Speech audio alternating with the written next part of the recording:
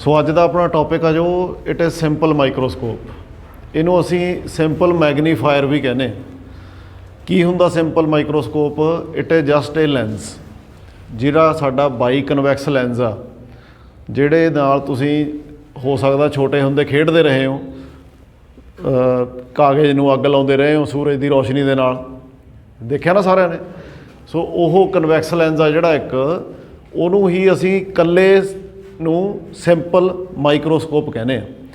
जेकर ਆਪਾਂ ਉਹਨੂੰ ਆਪਣੀ ਅੱਖ ਦੇ ਨੇੜੇ ਲਾ ਕੇ ਕਿਸੇ ਆਬਜੈਕਟ ਨੂੰ ਵੱਡਾ ਕਰਕੇ ਦੇਖਦੇ ਆ, ਕਈ ਵਾਰੀ ਕਿਸੇ ਬੁੱਕ ਦੇ ਛੋਟੇ ਅੱਖਰ ਲਿਖੇ ਹੁੰਦੇ ਆ ਤਾਂ ਆਪਾਂ ਉਹਨੂੰ ਲੈਂਸ ਯੂਜ਼ ਕਰਕੇ ਪੜ੍ਹਦੇ ਆ, ਤਾਂ ਉਹ ਕੀ ਐਕਟ ਕਰਦਾ? It is a simple microscope.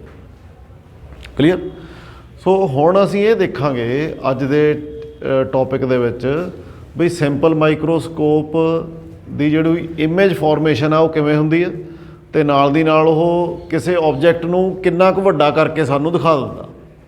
Clear? So we will find the magnification produced by a simple microscope. Okay, so ਜਦੋਂ ਵੀ ਅਸੀਂ ਸਿੰਪਲ ਮਾਈਕਰੋਸਕੋਪ ਦੀ ਮੈਗਨੀਫਿਕੇਸ਼ਨ ਦੀ ਗੱਲ ਕਰਦੇ ਹਾਂ ਤਾਂ ਉਹਦੇ ਵਿੱਚ ਅਸੀਂ ਦੋ ਪਾਰਟਸ ਕਰਾਂਗੇ। ਪਹਿਲੇ ਪਾਰਟ ਦੇ ਵਿੱਚ ਅਸੀਂ ਇਹ ਕਰਾਂਗੇ ਵੀ ਜਦੋਂ ਸਿੰਪਲ ਮਾਈਕਰੋਸਕੋਪ ਦੇ ਥਰੂ ਜਦੋਂ ਕਿਸੇ ਆਬਜੈਕਟ ਨੂੰ ਦੇਖਾਂਗੇ ਤਾਂ ਜੇਕਰ ਉਹਦਾ ਇਮੇਜ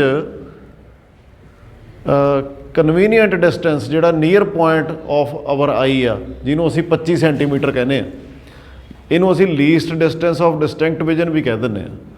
ਸੋ ਜੇਕਰ ਇਮੇਜ ਸਾਡਾ 25 ਸੈਂਟੀਮੀਟਰ 'ਤੇ ਬਣਦਾ ਹੈ ਫਰੋਮ ਹਿਊਮਨ ਆਈ, ਤਾਂ ਉਹਨੂੰ ਅਸੀਂ ਕਹਿ ਦਿੰਦੇ ਹਾਂ ਨੀਅਰ ਪੁਆਇੰਟ। ਹਿਊਮਨ ਆਈ ਦਾ ਜਿਹੜਾ ਬੈਸਟ ਨੀਅਰ ਪੁਆਇੰਟ ਆ, ਜਿਹੜੀ ਇੱਕ ਹੈਲਦੀ ਆਈ ਆ, ਉਹ ਕਿੰਨਾ ਹੈ? 25 ਸੈਂਟੀਮੀਟਰ। ਸੋ ਇਸੇ ਕਰਕੇ ਤੁਹਾਡੇ ਅਧਿਆਪਕ ਆਮ ਤੌਰ 'ਤੇ ਤੁਹਾਨੂੰ ਐਡਵਾਈਸ ਕਰਦੇ ਆ ਵੀ ਜਦੋਂ ਤੁਸੀਂ ਪੜ੍ਹਦੇ ਹੋ ਤਾਂ ਆਪਣੀ ਬੁੱਕ ਨੂੰ ਲਗਭਗ 25 ਸੈਂਟੀਮੀਟਰ ਦੂਰ ਰੱਖੋ। ਜੇ ਤੁਸੀਂ ਉਸ ਤੋਂ ਜ਼ਿਆਦਾ ਨੇੜੇ ਰੱਖ ਕੇ ਪੜ੍ਹਦੇ ਹੋ it is harmful to your eyes. ਜੇ ਤੁਸੀਂ ਉਸ ਤੋਂ ਦੂਰ ਰੱਖ ਕੇ ਪੜ੍ਹਦੇ ਹੋ ਉਹ ਵੀ ਕਨਵੀਨੀਅੰਟ ਨਹੀਂ ਹੁੰਦਾ। ਕਲੀਅਰ? ਅਤੇ ਦੂਸਰਾ ਕੇਸ ਆ ਜਿਹੜਾ ਅਸੀਂ ਉਹ ਇਹ ਕਰਾਂਗੇ ਵੀ ਜਦੋਂ ਸਾਡਾ ਜਿਹੜਾ ਇਮੇਜ ਬਣਦਾ ਉਹ ਇਨਫਿਨਿਟੀ 'ਤੇ ਬਣੇ। ਸੋ ਐਕਚੁਅਲੀ ਉਹ ਕਿਉਂ ਪੜ੍ਹਾਂਗੇ? ਕਿਉਂਕਿ ਜਦੋਂ ਅਸੀਂ ਇਨਫਿਨਿਟੀ ਦੇ ਉੱਤੇ ਕਿਸੇ ਇਮੇਜ ਨੂੰ ਦੇਖਦੇ ਹਾਂ, ਆਬਜੈਕਟ ਤਾਂ ਸਾਡਾ ਨੇੜੇ ਹੀ ਹੋਏਗਾ, ਬਟ ਉਹਦਾ ਇਮੇਜ ਫਾਰਮ ਕਿੱਥੇ ਕਰੇ? ਇਨਫਿਨਿਟੀ 'ਤੇ ਬਣੇ, ਤਾਂ ਉਹ ਕੰਫਰਟੇਬਲ ਟੂ ਆਵਰ ਹਿਊਮਨ ਆਈ ਹੁੰਦੀ ਹੈ। ਅਸੀਂ ਉਹਨੂੰ ਲੰਬੇ ਸਮੇਂ ਤੱਕ ਦੇਖ ਸਕਦੇ ਹਾਂ। ਉਹ ਤੁਸੀਂ ਐਕਸਪੀਰੀਅੰਸ ਕੀਤਾ ਹੋਏਗਾ ਵੀ ਜੇਕਰ ਤੁਸੀਂ ਲਗਾਤਾਰ ਪੜ੍ਹਦੇ ਰਹਿੰਦੇ ਹੋ ਤਾਂ ਤੁਹਾਡੀਆਂ ਆਈਜ਼ ਸਟ੍ਰੇਨ ਫੀਲ ਕਰਦੀਆਂ। ਚਾਹੇ ਤੁਸੀਂ 25 ਸੈਂਟੀਮੀਟਰ 'ਤੇ ਰੱਖ ਕੇ ਹੀ ਪੜ੍ਹਦੇ ਹੋ, ਫਿਰ ਵੀ ਤੁਹਾਡੀਆਂ ਆਈਜ਼ ਸਮਟਾਈਮਸ ਸਟ੍ਰੇਨ ਫੀਲ ਕਰਦੀਆਂ ਨੇ। ਕੁਛ ਦੇਰ ਬਾਅਦ ਤੁਸੀਂ ਕਹਿੰਦੇ ਹੋ ਵੀ ਯਾਰ ਅੱਖਾਂ ਦੁਖਣ ਲੱਗ ਗਈਆਂ, ਸਿਰ ਭਾਰਾ ਹੋ ਗਿਆ। ਤੋ ਫਿਰ ਇੱਥੋਂ ਸਾਨੂੰ ਕੀ ਪਤਾ ਲੱਗਦਾ ਵੀ ਜਿਹੜਾ ਬੈਸਟ ਅਤੇ ਕੰਫਰਟੇਬਲ ਵਿਊਇੰਗ ਆ ਉਹ ਕਿੱਥੇ ਆ?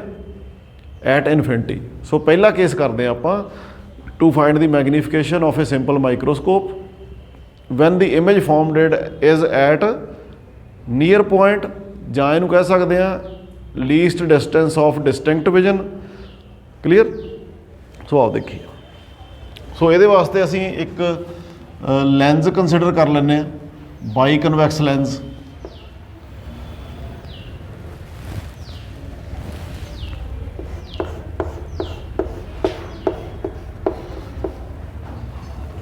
So let us make the principal axis.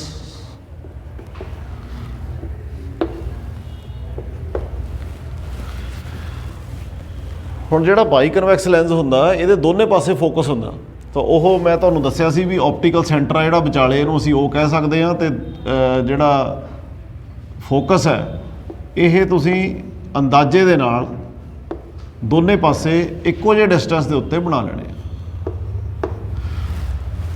ਹੁਣ ਸਿੰਪਲ ਮਾਈਕਰੋਸਕੋਪ ਦਾ ਯੂਜ਼ ਸਾਨੂੰ ਤਾਂ ਮਿਲਦਾ ਹੈ ਜੇਕਰ ਜਿਹੜਾ ਇਮੇਜ ਬਣਦਾ ਉਹ ਇਰੈਕਟ ਬਣੇ। ਇਰੈਕਟ ਕਿਹੜੇ ਕੇਸ 'ਚ ਬਣੂਗਾ? ਜੇਕਰ ਸਾਡਾ ਆਬਜੈਕਟ ਐਫ ਅਤੇ ਓ ਦੇ ਵਿਚਕਾਰ ਹੋਵੇ। ਸੋ ਜੇਕਰ ਸਾਡਾ ਆਬਜੈਕਟ ਐਫ ਤੋਂ ਦੂਰ ਚਲਾ ਜਾਂਦਾ ਫਿਰ ਤਾਂ ਇਨਵਰਟਡ ਇਮੇਜ ਬਣੂਗਾ ਅਤੇ ਰੀਅਲ ਬਣੂਗਾ। ਬਟ ਇਸ ਕੇਸ ਦੇ ਵਿੱਚ ਜੇਕਰ ਅਸੀਂ ਆਬਜੈਕਟ ਨੂੰ ਇਨਸਾਈਡ ਫੋਕਸ ਰੱਖਦੇ ਹਾਂ, ਸੋ ਸਪੋਜ਼ ਕਰਦੇ ਸਾਡੇ ਇੱਥੇ ਆਬਜੈਕਟ ਪਿਆ ਹੈ, ਹਾਈਟ ਇਹਦੀ ਅਸੀਂ ਸਪੋਜ਼ ਕਰ ਲਈਏ h ਆ, ਅਤੇ ਰੇ ਡਾਇਗਰਾਮ ਬਣਾਉਂਦੇ ਆ। ਇੱਕ ਰੇ ਆਫ ਲਾਈਟ ਪ੍ਰਿੰਸੀਪਲ ਐਕਸਿਸ ਦੇ ਪੈਰਲਲ ਜਾਏਗੀ, ਅਤੇ ਆਫਟਰ ਰਿਫਰੈਕਸ਼ਨ ਫਰੋਮ ਦੀ ਲੈਂਸ ਕਿੱਥੋਂ ਪਾਸ ਕਰੇਗੀ? Focus of the lens. So focus ਦੇ ਵਿੱਚੋਂ ਦੀ ਪਾਸ ਕਰੇਗੀ। ਦੂਸਰੀ ਰੇ ਅਸੀਂ ਕਿੱਥੇ ਬਣਾ ਸਕਦੇ ਹਾਂ ਜੀ? ਆਪਟੀਕਲ ਸੈਂਟਰ ਦੇ ਵਿੱਚੋਂ ਦੀ। ਸੋ ਦੂਸਰੀ ਰੇ ਸਾਡੀ ਆਪਟੀਕਲ ਸੈਂਟਰ ਦੇ ਵਿੱਚੋਂ ਦੀ ਜਾਂਦੀ ਆ। ਸੋ ਅਸੀਂ ਦੇਖ ਰਹੇ ਹਾਂ ਦੋਨੇ ਇੱਕ ਦੂਸਰੇ ਤੋਂ ਦੂਰ ਜਾ ਰਹੀਆਂ ਨੇ ਆਫਟਰ ਰਿਫਰੈਕਸ਼ਨ। ਤਾਂ ਇਹਦਾ ਮਤਲਬ ਕੀ ਹੋਇਆ ਵੀ ਅਸੀਂ ਇਹਨੂੰ ਬੈਕ ਰੀਟਰੇਸ ਕਰੀਏ, then they will meet at somewhere in front of the lens. So ਜਿੱਧਰਲੇ ਪਾਸੇ ਸਾਡਾ ਆਬਜੈਕਟ ਸੀ ਉੱਧਰਲੇ ਪਾਸੇ ਹੀ ਸਾਡਾ ਇਮੇਜ ਬਣ ਗਿਆ। ਕਿਹੜਾ ਇਮੇਜ ਬਣਿਆ? ਇਹ ਇਰੈਕਟ ਬਣਿਆ ਹੈ, ਮੈਗਨੀਫਾਈਡ ਬਣਿਆ ਹੈ, ਐਂਡ ਵਰਚੁਅਲ ਬਣਿਆ। ਬਿਕੋਜ਼ ਰੇਜ਼ ਆ ਜਿਹੜੀਆਂ ਉਹ ਐਕਚੁਅਲੀ ਮੀਟ ਨਹੀਂ ਕਰਦੀਆਂ, ਸਿਰਫ ਅਪੀਅਰ ਹੁੰਦੀਆਂ ਮੀਟਿੰਗ ਐਟ ਦਿਸ ਪੁਆਇੰਟ, ਜਾਂ ਕਹਿ ਦਈਏ coming from this point, because ਇੱਧਰ ਨੂੰ ਸਾਡੀਆਂ ਇਨਸੀਡੈਂਟ ਰੇ ਆ ਜਿਹੜੀ ਉਹ ਐਕਚੁਅਲੀ ਤਾਂ ਰਾਈਟ ਸਾਈਡ ਨੂੰ ਜਾਂਦੀ ਹੈ। ਹੁਣ ਜਿਹੜਾ ਡਿਸਟੈਂਸ ਹੈ ਆਬਜੈਕਟ ਦਾ, it is denoted by u. ਇੱਥੇ ਇੱਕ ਇੰਪੋਰਟੈਂਟ ਚੀਜ਼ ਧਿਆਨ ਰੱਖਣੀ, ਫੋਕਲ ਲੈਂਥ ਕਿਹੜੀ ਯੂਜ਼ ਕਰਨੀ ਹੈ, ਕਿਉਂਕਿ ਅਸੀਂ ਸਾਈਨ ਕਨਵੈਨਸ਼ਨਸ ਯੂਜ਼ ਕਰਨੀਆਂ ਨੇ। ਫੋਕਲ ਲੈਂਥ ਦੋਨੇ ਪਾਸੇ ਆ ਫੋਕਸ ਸਾਡਾ, ਪਰ ਅਸੀਂ ਉਹ ਦੇਖਣਾ ਜਿਹੜਾ ਯੂਜ਼ ਹੋਇਆ। ਯੂਜ਼ ਕਿਹੜਾ ਹੋਇਆ ਇਹਨਾਂ 'ਚੋਂ? ਰਾਈਟ ਸਾਈਡ ਵਾਲਾ, ਜਿਹਦੇ ਵਿੱਚੋਂ ਦੀ ਤੁਹਾਡੀ ਰੇ ਰਿਫਰੈਕਟਡ ਨਿਕਲੀ ਆ। ਰਿਫਰੈਕਸ਼ਨ ਤੋਂ ਬਾਅਦ ਇਨਸੀਡੈਂਟ ਰੇ ਜਿਹਦੇ ਵਿੱਚੋਂ ਦੀ ਪਾਸ ਕੀਤੀ ਆ ਉਹ ਯੂਜ਼ ਹੋਇਆ, ਪਹਿਲਾਂ ਨਹੀਂ ਯੂਜ਼ ਹੋਇਆ, ਆਹ ਵਾਲਾ ਨਹੀਂ ਹੋਇਆ। ਸੋ ਇੱਧਰਲਾ ਯੂਜ਼ ਹੋਇਆ, ਇਸ ਕਰਕੇ ਫੋਕਲ ਲੈਂਥ ਕਿਹੜੀ ਯੂਜ਼ ਕਰਾਂਗੇ? ਰਾਈਟ ਸਾਈਡ ਵਾਲੀ। ਸੋ ਇੱਥੇ ਕਈ ਬੱਚੇ ਗਲਤੀ ਕਰ ਜਾਂਦੇ ਆ। ਫਿਰ ਫਰਕ ਕੀ ਆਉਂਦਾ? ਐਂਡ ਦੇ ਉੱਤੇ ਨੈਗੇਟਿਵ ਸਾਈਨ ਦਾ ਫਰਕ ਪੈ ਜਾਂਦਾ, ਕਿਉਂਕਿ ਇੱਧਰਲੇ ਪਾਸੇ ਵਾਲੀ ਫੋਕਲ ਲੈਂਥ ਹੁਣ ਪੋਜ਼ਿਟਿਵ ਆ, ਇੱਧਰਲੇ ਪਾਸੇ ਵਾਲੀ ਫੋਕਲ ਲੈਂਥ ਕੀ ਆ? ਨੈਗੇਟਿਵ ਆ। ਕਿਉਂਕਿ ਸਾਈਨ ਕਨਵੈਨਸ਼ਨਸ ਤੁਹਾਨੂੰ ਪਤਾ ਆਪਾਂ ਪਿਛਲੇ ਲੈਕਚਰ 'ਚ ਪੜ੍ਹੀਆਂ ਹੋਈਆਂ। ਇਨਸੀਡੈਂਟ ਰੇ ਤੋਂ ਜਿਹੜੇ ਡਿਸਟੈਂਸ ਆਪੋਜ਼ਿਟ ਮੇਜਰ ਕਰਦੇ ਆ ਉਹ ਨੈਗੇਟਿਵ, ਤੇ ਜਿਹੜੇ ਇਨਸੀਡੈਂਟ ਰੇ ਵਾਲੇ ਪਾਸੇ ਨੂੰ ਹੁੰਦੇ ਆ ਉਹ ਪੋਜ਼ਿਟਿਵ ਹੁੰਦੇ ਆ। ਹੁਣ ਅਸੀਂ ਇਹਦੇ ਮੈਗਨੀਫਿਕੇਸ਼ਨ ਦੀ ਗੱਲ ਕਰੀਏ। ਮੈਗਨੀਫਿਕੇਸ਼ਨ ਆ ਜਿਹੜਾ ਲੀਨੀਅਰ ਮੈਗਨੀਫਿਕੇਸ਼ਨ।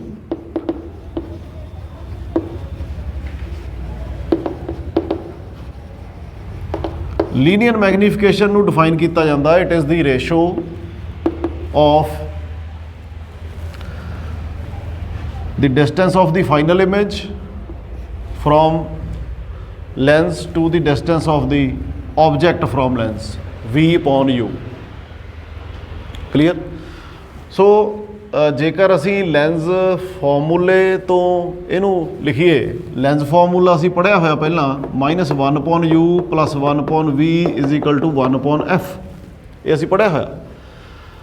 ਤਾਂ ਇੱਥੇ ਜੇਕਰ ਮੈਂ 1/u ਦੀ ਵੈਲਿਊ ਕੱਢ ਲਾਂ, 1/u ਨੂੰ ਮੈਂ ਉੱਧਰਲੇ ਪਾਸੇ ਲੈ ਜਾ ਤਾਂ ਕੀ ਆਏਗਾ?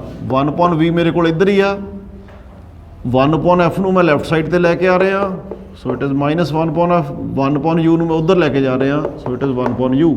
ਸੋ 1/u ਦੀ ਵੈਲਿਊ ਮੇਰੇ ਕੋਲ ਆ ਗਈ। ਜੇਕਰ 1/u ਦੀ ਵੈਲਿਊ ਇਹ ਆ ਗਈ ਤਾਂ ਮੈਂ ਇੱਥੇ ਇਹਨੂੰ ਕੀ ਲਿਖ ਸਕਦਾ? v × 1/u ਲਿਖ ਸਕਦਾ ਇਹਨੂੰ, ਤੇ ਆਹ ਵਾਲੀ 1/u ਦੀ ਵੈਲਿਊ ਇਹ ਮੈਂ ਇੱਥੇ ਪੁੱਟ ਕਰ ਸਕਦਾ। So I will get v × 1/v - 1/f। ਆ v ਨੂੰ ਅੰਦਰ ਮਲਟੀਪਲਾਈ ਕਰ ਦਈਏ ਜੀ, v/v ਸਾਡਾ 1 ਆ ਜਾਏਗਾ, -v/f। ਇਹ ਸਾਡੀ ਮੈਗਨੀਫਿਕੇਸ਼ਨ ਆ ਗਈ। ਬਟ ਹੁਣ ਅਸੀਂ ਸਾਈਨ ਕਨਵੈਨਸ਼ਨਸ ਕਿਤੇ ਨਹੀਂ ਪੁੱਟ ਕੀਤੀਆਂ। f ਤਾਂ ਸਾਡੀ ਪੋਜ਼ਿਟਿਵ ਹੀ ਆ, ਸੋ ਇਸ ਕਰਕੇ nothing to worry about it. v ਦੇਖੀਏ, v ਸਾਡਾ ਕਿੱਥੇ ਬਣਿਆ? ਆਪਾਂ ਪਹਿਲਾਂ ਸਟਾਰਟਿੰਗ 'ਚ ਕਿਹਾ ਸੀ ਵੀ ਆਪਾਂ ਪਹਿਲਾ ਕੇਸ ਡਿਸਕਸ ਕਰਾਂਗੇ ਜਦੋਂ ਇਮੇਜ ਸਾਡਾ ਬਣਦਾ ਹੈ d ਤੇ। d is the least distance of distinct vision, ਜਿਹਦੀ ਵੈਲਿਊ ਕਿੰਨੀ ਹੁੰਦੀ ਹੈ ਜੀ? 25 ਸੈਂਟੀਮੀਟਰ ਤੇ। ਸੋ ਇਹਦਾ ਮਤਲਬ ਸਾਡਾ v ਆ ਜਿਹੜਾ, ਮਤਲਬ ਡਿਸਟੈਂਸ ਆਫ ਦੀ ਇਮੇਜ ਆ ਜਿਹੜਾ, ਉਹ ਕਿੱਥੇ ਬਣਿਆ? d ਦੇ ਉੱਤੇ।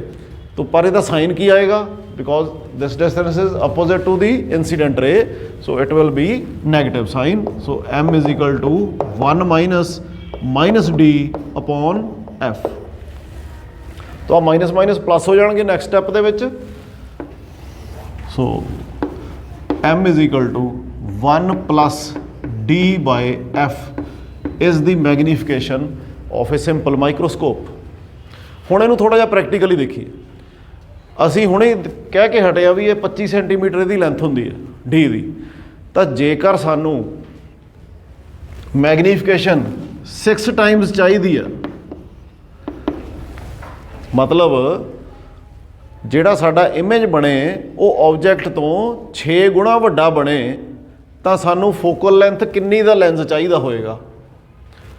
D 25 ਆ ਤੇ J 25 ਆ ਤੇ F ਹੋਵੇ 5 ਤੇ 5 5 ਦਾ 25 ਤੇ 5 + 1 6। तो ਇਹਦਾ मतलब we need a lens of focal length 5 centimeters। Clear. सो इसे तरह करके ਅਸੀਂ ਐਟ ਦੀ ਮੈਕਸਿਮਮ, ਕਿਉਂਕਿ ਸਾਡੀਆਂ ਰਿਸਟ੍ਰਿਕਸ਼ਨਸ ਆ ਜਾਂਦੀਆਂ ਨੇ ਫੋਕਲ ਲੈਂਥ ਵਾਲੇ ਬਣਾਉਣ ਦੇ ਉੱਤੇ, ਤਾਂ at the maximum simple microscope ਦੇ ਨਾਲ ਜਿਹੜੀ ਅਸੀਂ ਮੈਗਨੀਫਿਕੇਸ਼ਨ ਲੈ ਸਕਦੇ ਹਾਂ। So it is 9 times at the maximum we can achieve a magnification of 9 with a simple microscope। clear। So ਇਸ ਤਰ੍ਹਾਂ ਅਸੀਂ ਸਿੰਪਲ ਮਾਈਕਰੋਸਕੋਪ ਦਾ ਯੂਜ਼ ਕਰ ਸਕਦੇ ਹਾਂ। ਇਹ ਸਾਡਾ ਉਹ ਕਿਹੜਾ ਕੇਸ ਆ? ਫਸਟ ਕੇਸ, ਜਦੋਂ ਸਾਡਾ ਇਮੇਜ ਕਿੱਥੇ ਬਣਿਆ ਜੀ? ਡੀ ਦੇ ਉੱਤੇ, ਨੀਅਰ ਪੁਆਇੰਟ ਦੇ ਉੱਤੇ, least distance of distinct vision ਦੇ ਉੱਤੇ। ਕਲੀਅਰ। ਹੁਣ ਇਹਨੂੰ ਥੋੜ੍ਹਾ ਜਿਹਾ ਔਖਾ ਨਾ ਸਮਝਿਓ। Least distance of distinct vision ਦਾ ਮਤਲਬ ਕੀ ਆ? ਸੋ ਕੀ ਬੋਲਿਆ ਮੈਂ? Least distance of distinct vision. ਕੀ ਮਤਲਬ ਹੈ ਇਹਦਾ? ਡਿਸਟਿੰਕਟ ਦਾ ਮਤਲਬ ਪਤਾ ਕਿਸੇ ਨੂੰ? ਸਹੀ ਤਰ੍ਹਾਂ ਦਿਖੀ ਵੱਖਰਾ ਵੱਖਰਾ। ਵੱਖਰਾ ਵੱਖਰੇ ਦਾ ਕੀ ਮਤਲਬ ਆ? ਜਿਵੇਂ ਆਪਾਂ ਕਈ ਵਾਰੀ ਹਨੇਰੇ ਦੇ ਵਿੱਚ ਜੇ ਆਪਾਂ ਡਰਾਈਵ ਕਰੀਏ, ਰੋਡ ਦੇ ਉੱਤੇ ਹੋਈਏ, ਜਿਹੜੀ ਕਾਰ ਬਹੁਤ ਦੂਰ ਆ ਰਹੀ ਆ, ਲਾਈਟਾਂ ਤਾਂ ਉਹਦੀਆਂ 2 ਜਗਦੀਆਂ ਨੇ, ਪਰ ਬਹੁਤ ਦੂਰ ਆ, ਆਪਾਂ ਨੂੰ ਲਾਈਟਾਂ ਕਿੰਨੀਆਂ ਦਿਸਦੀਆਂ ਹੁੰਦੀਆਂ? ਇੱਕੋ ਹੀ ਦਿਸਦੀ ਹੁੰਦੀ ਆ। ਆਪਾਂ ਨੂੰ ਇੱਦਾਂ ਲੱਗਦਾ ਹੁੰਦਾ ਵੀ ਕੋਈ ਲਾਈਟ ਆ ਰਹੀ ਆ। ਜਿਉਂ-ਜਿਉਂ ਕਾਰ ਨੇੜੇ ਆਈ ਜਾਂਦੀ ਆ, ਆਪਾਂ ਨੂੰ ਉਹਦੀਆਂ ਲਾਈਟਾਂ ਦੋਨੇ ਅਲੱਗ-ਅਲੱਗ ਦਿਸਣੀਆਂ ਸ਼ੁਰੂ ਹੁੰਦੀਆਂ। ਨੇੜੇ ਆ ਕੇ ਤਾਂ ਬਿਲਕੁਲ ਅਲੱਗ। ਮਤਲਬ ਡਿਸਟਿੰਕਟ ਵਿਜ਼ਨ ਦਾ ਮਤਲਬ ਕੀ ਆ? ਜਿੱਥੇ 2 ਕਲੋਜ਼ਲੀ ਪਲੇਸਡ ਆਬਜੈਕਟ ਸਾਨੂੰ ਸੈਪਰੇਟਡ ਦਿਸਣੇ ਸ਼ੁਰੂ ਕਰਦੇ ਆ, ਉਹ ਡਿਸਟੈਂਸ। ਠੀਕ ਆ। So that is the least distance, ਘੱਟੋ ਘੱਟ ਡਿਸਟੈਂਸ ਸਾਡੀ ਆਈਜ਼ ਤੋਂ, ਜਿੱਥੇ ਆ ਕੇ 2 closely placed objects appear to be distinct, ਅਲੱਗ-ਅਲੱਗ, ਦੋਨੇ ਅਲੱਗ-ਅਲੱਗ ਦਿਸਣੇ ਸ਼ੁਰੂ ਹੁੰਦੇ ਆ, ਉਹਨੂੰ ਅਸੀਂ ਕਹਿੰਦੇ ਆ least distance of distinct vision. So ਸਾਡੀ ਹਿਊਮਨ ਆਈ ਵਾਸਤੇ, ਕਿਉਂਕਿ it is natural instrument, human eye ਹੈ ਜਿਹੜੀ, it is natural optical instrument, ਕੁਦਰਤੀ ਬਣਿਆ ਹੋਇਆ। ਸੋ ਇਹਦੇ ਵਾਸਤੇ ਇਹ ਵੈਲਿਊ ਕਿੰਨੀ ਆ? 25 ਸੈਂਟੀਮੀਟਰਸ। ਸੋ ਆਹ ਧਿਆਨ ਰੱਖਿਓ ਵੀ ਜੇਕਰ ਆਪਣਾ ਫੋਕਲ ਲੈਂਥ 5 ਹੋਵੇ ਤਾਂ ਅਸੀਂ at the maximum 6 Times magnification ਲੈ ਸਕਦੇ ਹਾਂ। ਤਾਂ ਹੁਣ ਅਸੀਂ ਦੇਖੀਏ ਵੀ ਜੇਕਰ ਸਾਡਾ ਫਾਈਨਲ ਇਮੇਜ ਇਨਫਿਨਿਟੀ ਤੇ ਬਣਦਾ, ਮਤਲਬ ਮੋਰ ਕਨਵੀਨੀਅੰਟ ਸਾਡਾ ਇਮੇਜ ਬਣਦਾ ਹੈ ਇਹਦੇ ਨਾਲੋਂ, ਤਾਂ ਉਹ ਕੀ ਕੇਸ ਹੋਏਗਾ? So this is our second case when the final image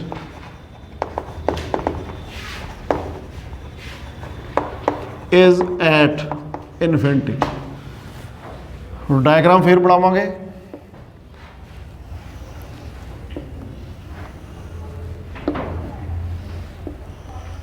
ਉਹੀ ਮੈਥਡ ਸਾਰਾ ਯਾਦ ਰੱਖਣਾ ਵੀ ਇਹ ਸਾਡਾ ਬਾਈ ਕਨਵੈਕਸ ਲੈਂਸ ਆ, ਆਪਟੀਕਲ ਸੈਂਟਰ ਆ, ਪ੍ਰਿੰਸੀਪਲ ਐਕਸਿਸ ਬਣਾ ਲਿਆ।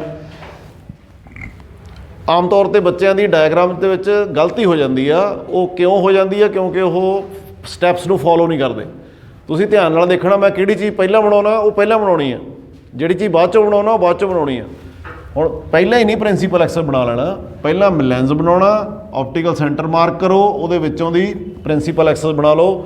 ਉਦੋਂ ਬਾਅਦ ਕੀ ਬਣਾਉਣਾ ਜੀ? ਦੋਨੇ ਪਾਸੇ ਫੋਕਸ। ਸੋ ਫੋਕਸ ਪੁਆਇੰਟ ਦੋਨੇ ਪਾਸੇ ਲਗਭਗ ਇੱਕੋ ਜਿਹੇ ਹੋਣੇ ਚਾਹੀਦੇ ਆ, ਮਿਣ ਕੇ ਤੁਸੀਂ ਤੁਹਾਡੀ ਸਕੇਲ ਦੇ ਨਾਲ ਯੂਜ਼ ਕਰ ਸਕਦੇ ਹੋ, ਕਿਉਂਕਿ ਜੇ ਇਹ ਗਲਤ ਹੋ ਗਏ ਤਾਂ ਫਿਰ ਤੁਹਾਡੀਆਂ ਡਾਇਗਰਾਮਾਂ ਜਿਹੜੀ ਉਹ ਸਹੀ ਨਹੀਂ ਬਣੂਗੀ। ਓਕੇ, ਆਬਜੈਕਟ ਨੂੰ ਕਿੱਥੇ ਰੱਖੀਏ ਤਾਂ ਕਿ ਉਹਦਾ ਜਿਹੜਾ ਇਮੇਜ ਆ ਉਹ ਇਨਫਿਨਿਟੀ ਤੇ ਬਣੇ? ਐਨੀਬਾਡੀ? ਫੋਕਸ ਤੇ, that is the right answer. So focus ਦੇ ਉੱਤੇ ਮੈਂ ਰੱਖ ਲਿਆ ਜੀ ਆਬਜੈਕਟ। ਹੁਣ ਮੇਰਾ ਜਿਹੜਾ ਯੂ ਆ ਉਹ ਫੋਕਸ ਦੇ ਬਰਾਬਰ ਹੋਏਗਾ, ਫੋਕਲ ਲੈਂਥ ਦੇ ਬਰਾਬਰ ਹੋਏਗਾ। ਪਰ ਸਾਈਨ ਕਨਵੈਨਸ਼ਨ ਲਾਉਣ ਲੱਗੇ ਇਹ ਜ਼ਰੂਰ ਧਿਆਨ ਰੱਖਣਾ ਵੀ ਕਿਹੜਾ ਫੋਕਸ ਯੂਜ਼ ਹੋਇਆ ਤੇ ਕਿੱਧਰਲੀ ਫੋਕਲ ਲੈਂਥ ਯੂਜ਼ ਕਰਨੀ ਆ। ਸੋ ਉਸੇ ਤਰੀਕੇ ਨਾਲ ਅਸੀਂ ਇਨਸੀਡੈਂਟ ਰੇ ਲੈ ਕੇ ਜਾਵਾਂਗੇ। ਤੁਸੀਂ ਆਪਣੀ ਕਾਪੀ ਦੇ ਉੱਤੇ ਜਦੋਂ ਦੀ ਪ੍ਰੈਕਟਿਸ ਕਰੋਗੇ ਤਾਂ ਕੋਸ਼ਿਸ਼ ਕਰਿਓ ਵੀ ਉਹ ਸਕੇਲ ਦੇ ਨਾਲ ਬਣਾਓ, ਤਾਂ ਫਿਰ ਤੁਹਾਡਾ ਇਹ ਬਿਲਕੁਲ ਸਹੀ ਬਣੇਗਾ। ਸੋ ਇੱਕ ਰੇ ਮੇਰੀ ਆਫਟਰ ਰਿਫਲੈਕਸ਼ਨ ਪ੍ਰਿੰਸੀਪਲ ਐਕਸ ਦੇ ਪੈਰਲਲ ਸੀਗੀ, ਕਿਉਂਕਿ ਇਸ ਕਰਕੇ ਫੋਕਸ ਦੇ ਵਿੱਚੋਂ ਦੀ ਲੰਘੀ। ਦੂਸਰੀ ਮੈਂ ਆਪਟੀਕਲ ਸੈਂਟਰ ਦੇ ਵਿੱਚੋਂ ਦੀ ਲੰਘਾਊਂਗਾ। ਸੋ ਤੁਸੀਂ ਦੇਖੋਗੇ ਬਿਲਕੁਲ ਪੈਰਲਲ ਰੇਜ਼ ਜਾਣਗੀਆਂ ਅਤੇ ਮੀਟ ਨਹੀਂ ਕਰਨਗੀਆਂ, ਅਤੇ ਮੈਂ ਫਿਰ ਇਹਨਾਂ ਨੂੰ ਬੈਕ ਰੀਟਰੇਸ ਕਰਦਾ ਤਾਂ ਇਹਦਾ ਮਤਲਬ ਇਹ ਇੱਦਾਂ ਅਪੀਅਰ ਹੁੰਦਾ ਜਿਸ ਤਰ੍ਹਾਂ they are coming from infinity. So ਇਹਦਾ ਮਤਲਬ ਸਾਡਾ ਜਿਹੜਾ ਵਰਚੁਅਲ ਇਮੇਜ ਆ ਉਹ ਕਿੱਥੇ ਬਣ ਗਿਆ ਜੀ? ਸਮਵੇਅਰ ਇਨਫਿਨਿਟੀ ਦੇ ਉੱਤੇ ਬਣੇਗਾ। ਅਤੇ ਉਹਦੀ ਹਾਈਟ ਕਿੰਨੀ ਹੋਏਗੀ? ਸੋ ਸਪੋਜ਼ ਕਰਦੇ ਹਾਂ ਜੇਕਰ ਸਾਡੇ ਆਬਜੈਕਟ ਦੀ ਹਾਈਟ h ਅਸੀਂ ਮੰਨ ਲਈਏ, ਅਤੇ ਇਮੇਜ ਦੀ ਹਾਈਟ ਇਨਫਿਨਿਟੀ ਦੇ ਉੱਤੇ ਜਾ ਕੇ ਸਪੋਜ਼ ਕਰ ਲੈਂਦੇ ਹਾਂ ਵੀ ਇਟ ਇਜ਼ h ਡੈਸ਼, ਵੀ ਉਹ h ਡੈਸ਼ ਬਣੂਗੀ। ਅਤੇ ਇਮੇਜ ਦਾ ਜਿਹੜਾ ਡਿਸਟੈਂਸ ਹੋਊਗਾ ਇਨਫਿਨਿਟੀ ਆ, ਬਟ ਅਸੀਂ ਉਹਨੂੰ ਮੰਨ ਲੈਂਦੇ ਹਾਂ ਵੀ ਇਹ ਕਿਤੇ ਸਮਵੇਅਰ v ਹੋਊਗਾ ਉੱਥੇ, ਕਿਉਂਕਿ v ਦੀ ਵੈਲਿਊ ਇਨਫਿਨਿਟੀ ਹੋਏਗੀ। ਸੋ ਅਸੀਂ ਵੀ ਵਿਲ ਯੂਜ਼ v। ਹੁਣ ਇੱਥੇ ਅਸੀਂ ਐਂਗੂਲਰ ਮੈਗਨੀਫਿਕੇਸ਼ਨ ਕੱਢਾਂਗੇ। ਐਂਗੂਲਰ ਮੈਗਨੀਫਿਕੇਸ਼ਨ ਦਾ ਕੀ ਮਤਲਬ ਆ? ਅਸੀਂ ਚੈੱਕ ਕਰਾਂਗੇ ਵੀ ਇਮੇਜ ਨੂੰ ਅਤੇ ਆਬਜੈਕਟ ਨੂੰ ਅਸੀਂ ਕਿੰਨੇ ਐਂਗਲ ਦੇ ਉੱਤੇ ਵੇਖਿਆ, ਕਦੋਂ ਵੇਖਿਆ। ਇਹ ਤਾਂ ਹੁਣ ਸਾਡਾ ਇਮੇਜ ਦਾ ਐਂਗਲ ਬਣ ਗਿਆ। ਸੋ ਇਹਨੂੰ ਮੈਂ ਕਹਿ ਦੂੰਗਾ ਥੀਟਾ ਆਈ, ਕਿਉਂਕਿ ਇਮੇਜ ਨੂੰ ਰਿਪਰੈਜ਼ੈਂਟ ਕਰਦਾ। ਅਤੇ ਜੇਕਰ ਆਪਾਂ ਇਸੇ ਆਬਜੈਕਟ ਨੂੰ ਡਾਇਰੈਕਟਲੀ ਦੇਖੀਏ, ਸਪੋਜ਼ ਕਰ ਲਓ ਇਹੀ ਆਬਜੈਕਟ ਇੱਥੇ ਪਿਆ ਸੀ, ਅਤੇ ਆਪਾਂ ਅੱਖ ਦੇ ਨਾਲ ਇਹਨੂੰ ਦੇਖਦੇ ਹਾਂ ਡਾਇਰੈਕਟਲੀ, ਅਤੇ ਇਹਦੇ ਵਿੱਚ ਵੀ ਲੈਂਸ ਆ। ਸੋ ਇਸ ਕਰਕੇ ਮੈਂ ਪ੍ਰਿੰਸੀਪਲ ਐਕਸਿਸ ਬਣਾ ਲੈਂਦਾ। ਇਹਦਾ ਬੇਸ ਪ੍ਰਿੰਸੀਪਲ ਐਕਸਿਸ ਦੇ ਉੱਤੇ ਰੱਖ ਲੈਂਦਾ। ਸੋ ਹਾਈਟ ਇਹਦੀ ਉਹੀ ਆ h, ਸੇਮ ਆਬਜੈਕਟ ਆ ਇੱਥੇ ਸਾਡੇ ਕੋਲੇ। ਤਾਂ ਜਦੋਂ ਇਹ ਡੀ 'ਤੇ ਪਿਆ ਹੋਊਗਾ ਉਦੋਂ ਸਾਨੂੰ ਇਹ ਡਿਸਟਿੰਕਟ ਦਿਸੂਗਾ, ਸਹੀ ਦਿਸੂਗਾ। ਸੋ ਇਹਦਾ ਮਤਲਬ ਜੇਕਰ ਇਹ ਡੀ 'ਤੇ ਪਿਆ ਤਾਂ ਇਹਦਾ ਟੌਪ ਇੱਥੇ ਕਿੰਨਾ ਐਂਗਲ ਸਬਟੈਂਡ ਕਰਦਾ, ਇਹਨੂੰ ਮੈਂ ਕਹੂੰਗਾ ਥੀਟਾ ਓ, ਕਿਉਂਕਿ ਆਬਜੈਕਟ ਵਾਸਤੇ ਇੱਥੇ ਮੈਂ ਜਿਹੜਾ ਥੀਟਾ ਯੂਜ਼ ਕੀਤਾ ਇਹ ਇਮੇਜ ਵਾਸਤੇ ਯੂਜ਼ ਕੀਤਾ। ਕਲੀਅਰ? ਸੋ ਐਂਗੂਲਰ ਮੈਗਨੀਫਿਕੇਸ਼ਨ ਕੀ ਆ? Angular magnification is the ratio of this theta i to theta o. So this is my angular magnification. ਤੁਸੀਂ ਇਹਨੂੰ ਇੰਗਲਿਸ਼ ਦੇ ਵਿੱਚ ਵਰਡ ਇਹਦੀ ਡੈਫੀਨੇਸ਼ਨ ਲਿਖ ਸਕਦੇ ਹੋ। ਸੋ it is the ratio of the angle subtended by the final image at infinity to the angle subtended by the object when placed at D। angular magnification find ਕਰੀਏ ਜਦੋਂ ਸਾਡੇ ਕੋਲੇ ਇਮੇਜ ਕਿੱਥੇ ਬਣਦਾ? ਇਨਫਿਨਿਟੀ ਦੇ ਉੱਤੇ। ਓਕੇ, ਆਬਜੈਕਟ ਨੂੰ ਅਸੀਂ ਸਿਰਫ ਥੋੜ੍ਹਾ ਜਿਹਾ ਚੇਂਜ ਕੀਤਾ। ਦੇਖੋ ਇੱਥੇ ਸਾਡਾ ਆਬਜੈਕਟ F ਦੇ ਅੰਦਰ ਪਿਆ ਸੀ, ਉਹਦੇ ਨਾਲ ਸਾਡੇ 'ਤੇ ਕੀ ਫਰਕ ਪਿਆ? ਸਾਡੀਆਂ ਅੱਖਾਂ 'ਤੇ ਸਟ੍ਰੇਨ ਪੈਣਾ ਸੀ ਜੇ ਜ਼ਿਆਦਾ ਪੜ੍ਹਦੇ ਹਾਂ। ਬਟ ਪੜ੍ਹਨ ਦਾ ਤਾਂ ਕੋਈ ਹੋਰ ਹੱਲ ਨਹੀਂ, ਪੜ੍ਹਨ ਵਾਲਾ ਤੁਸੀਂ ਇਨਫਿਨਿਟੀ 'ਤੇ ਨਹੀਂ ਕਰ ਸਕਦੇ, ਪੜ੍ਹਨਾ ਤਾਂ ਤੁਹਾਨੂੰ ਇੱਥੇ ਹੀ ਪੈਣਾ। ਬਟ ਜੇਕਰ ਅਸੀਂ ਸਟਾਰ ਦੇਖਣਾ, ਕੋਈ ਬਹੁਤ ਦੂਰ ਦੀ ਆਬਜੈਕਟ ਦੇਖਣਾ, ਉੱਥੇ ਜਿਹੜਾ ਉਹਦਾ ਇਮੇਜ ਕਿੱਥੇ ਬਣਾਵਾਂਗੇ ਆਪਾਂ? ਇਨਫਿਨਿਟੀ ਦੇ ਉੱਤੇ। ਹੁਣ ਆਪਾਂ ਆਹ ਬਸ ਦੋ ਚੀਜ਼ਾਂ ਕੱਢਣੀਆਂ ਨੇ, ਥੀਟਾ ਆਈ ਅਤੇ ਥੀਟਾ ਨੋਟ। ਥੀਟਾ ਨੋਟ ਸਾਡਾ ਜਦੋਂ ਆਬਜੈਕਟ ਨੂੰ ਡਾਇਰੈਕਟਲੀ ਦੇਖਿਆ, ਪਰ ਕਿੱਥੇ ਰੱਖ ਕੇ ਦੇਖਿਆ? ਡੀ 'ਤੇ। ਅਤੇ ਥੀਟਾ ਆਈ ਕੀ ਆ? ਜਿੱਥੇ ਇਨਫਿਨਿਟੀ 'ਤੇ ਬਣਿਆ। ਬਸ ਸਿੰਪਲ ਜੀ ਗੱਲ ਆ। ਦੇਖੋ ਕਿਵੇਂ ਕਰੀਏ? ਥੀਟਾ ਕਿਹੜਾ ਕੱਢੀਏ? ਪਹਿਲਾਂ ਉਹ ਕੱਢੀਏ, ਥੀਟਾ ਨੋਟ ਕੱਢੀਏ। ਥੀਟਾ ਨੋਟ ਕੱਢਣ ਦੇ ਲਈ ਮੈਨੂੰ ਦੇਖੂੰਗਾ ਮੈਂ, ਮੇਰੇ ਕੋਲ ਆ ਰਾਈਟ ਐਂਗਲ ਟ੍ਰਾਇੰਗਲ ਆ। ਰਾਈਟ ਐਂਗਲ ਟ੍ਰਾਇੰਗਲ 'ਚ ਮੈਨੂੰ ਦੋ ਚੀਜ਼ਾਂ ਪਤਾ ਨੇ, ਇੱਕ ਹਾਈਟ ਪਤਾ, ਇੱਕ ਬੇਸ ਪਤਾ, ਪਰਪੈਂਡੀਕੂਲਰ ਅਤੇ ਬੇਸ ਪਤਾ। ਕਿਹੜੀ ਟੀ ਰੇਸ਼ੋ ਆ ਜਿਹੜੀ ਪਰਪੈਂਡੀਕੂਲਰ ਅਤੇ ਬੇਸ 'ਚ ਹੁੰਦੀ ਆ? ਟੈਨ ਹੁੰਦੀ ਆ। ਠੀਕ ਆ, ਟੇਂਜੈਂਟ ਹੁੰਦਾ ਪਰਪੈਂਡੀਕੂਲਰ ਬੇਸ। ਸੋ ਇਹਦਾ ਮਤਲਬ ਮੈਂ ਟੇਂਜੈਂਟ ਥੀਟਾ ਨੋਟ ਕੱਢ ਲੂੰਗਾ। ਟੇਂਜੈਂਟ ਥੀਟਾ ਨੋਟ ਮੇਰਾ ਕਿਹਦੇ ਬਰਾਬਰ ਆ ਗਿਆ ਜੀ? H upon D। ਹੁਣ ਕਿਉਂਕਿ ਆਬਜੈਕਟ ਨੂੰ ਜਿਹੜੇ ਨੂੰ ਅਸੀਂ ਦੇਖਦੇ ਹਾਂ ਮਾਈਕਰੋਸਕੋਪ ਨਾਲ, ਉਹ ਉਸ ਆਬਜੈਕਟ ਨੂੰ ਦੇਖਦੇ ਹੁੰਦੇ ਆ ਜਿਹੜਾ ਛੋਟਾ ਹੋਵੇ, ਜਿਹੜਾ ਵੈਸੇ ਕਲੀਅਰਲੀ ਜਾਂ ਅੱਛੇ ਤਰੀਕੇ ਨਾਲ ਨਾ ਦੇਖ ਸਕੀਏ ਆਪਾਂ ਬਿਨਾਂ ਕਿਸੇ ਇੰਸਟਰੂਮੈਂਟ ਤੋਂ। ਕਿਤਾਬ ਦੇ ਉੱਤੇ ਬਹੁਤ ਛੋਟੇ ਛੋਟੇ ਅੱਖਰ ਲਿਖੇ ਹੋਣ, ਆਪਾਂ ਨੂੰ ਪੜ੍ਹੇ ਨਾ ਜਾਂਦੇ ਹੋਣ, ਫਿਰ ਕੀ ਕਰਾਂਗੇ? ਮਾਈਕਰੋਸਕੋਪ ਲੈਂਸ ਲਵਾਂਗੇ ਨਾ, ਇੱਕ ਲੈਂਸ ਲੈ ਕੇ ਦੇਖ ਲਾਂਗੇ। ਤਾਂ ਇਸ ਕਰਕੇ ਜਿਹੜਾ ਆਹ ਪਰਪੈਂਡੀਕੂਲਰ ਆ ਸਾਡਾ, ਇਹ ਆਬਜੈਕਟ ਆ ਨਾ, ਤੇ ਆਬਜੈਕਟ ਬਹੁਤ ਕੀ ਆ? ਛੋਟਾ। ਜੇ ਆਬਜੈਕਟ ਛੋਟਾ ਤਾਂ ਐਂਗਲ ਆਹ ਕਿੰਨਾ ਕੁ ਬਣੂ? ਬਹੁਤ ਛੋਟਾ ਬਣੂਗਾ। ਤੇ ਜਦੋਂ ਐਂਗਲਸ ਛੋਟੇ ਹੁੰਦੇ ਆ ਤਾਂ ਉਹਨਾਂ ਦੇ ਟੇਂਜੈਂਟਸ ਜਾਂ ਸਾਈਨ ਐਂਗਲ ਦੇ ਬਰਾਬਰ ਹੀ ਹੁੰਦੀ ਹੈ ਵੈਲਿਊ। ਇਹਦਾ ਮਤਲਬ ਇੱਥੇ ਥੀਟਾ ਨੋਟ ਕਿਹਦੇ ਬਰਾਬਰ ਆ ਗਈ? h/d। Clear?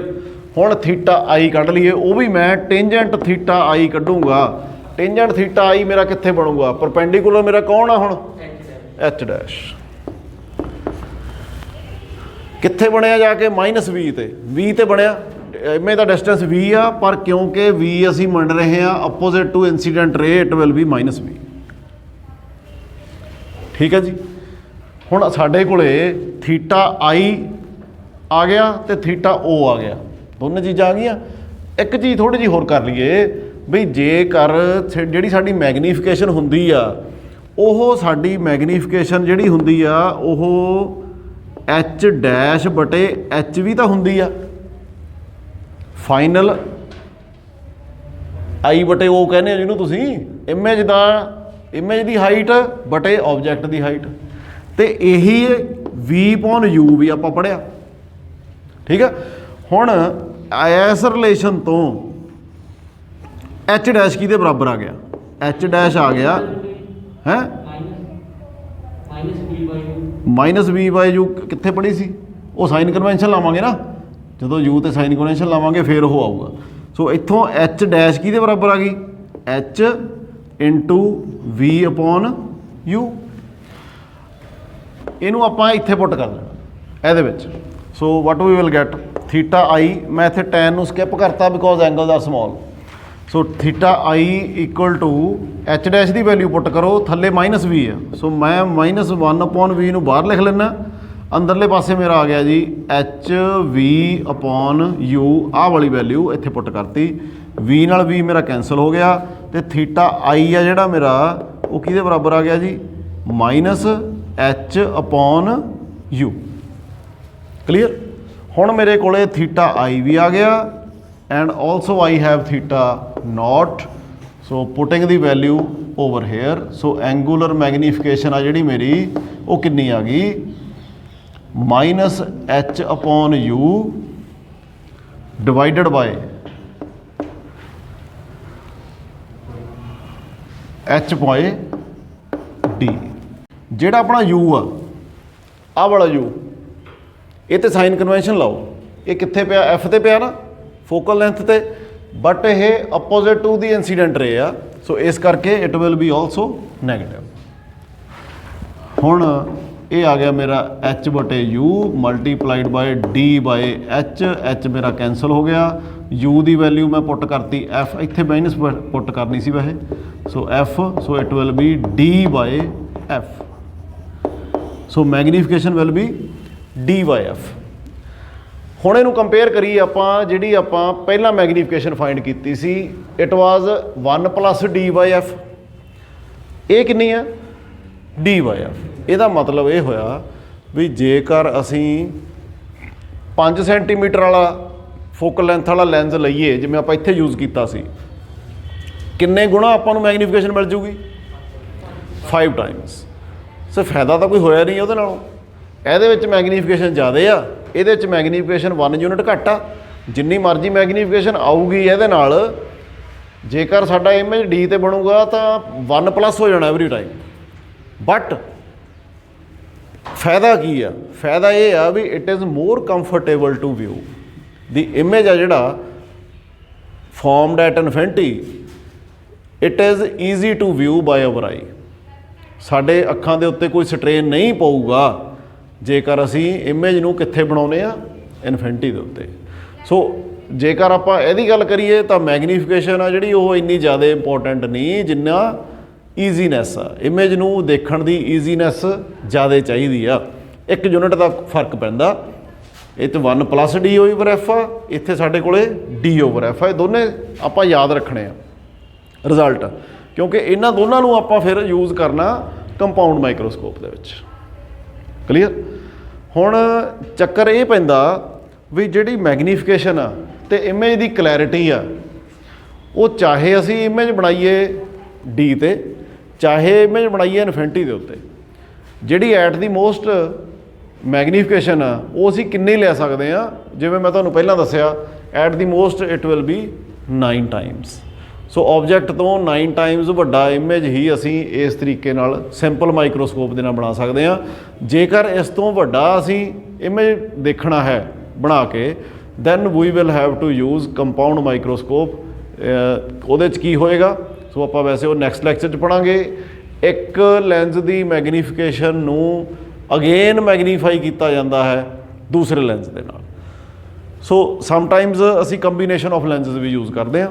So that we will take up in next lecture.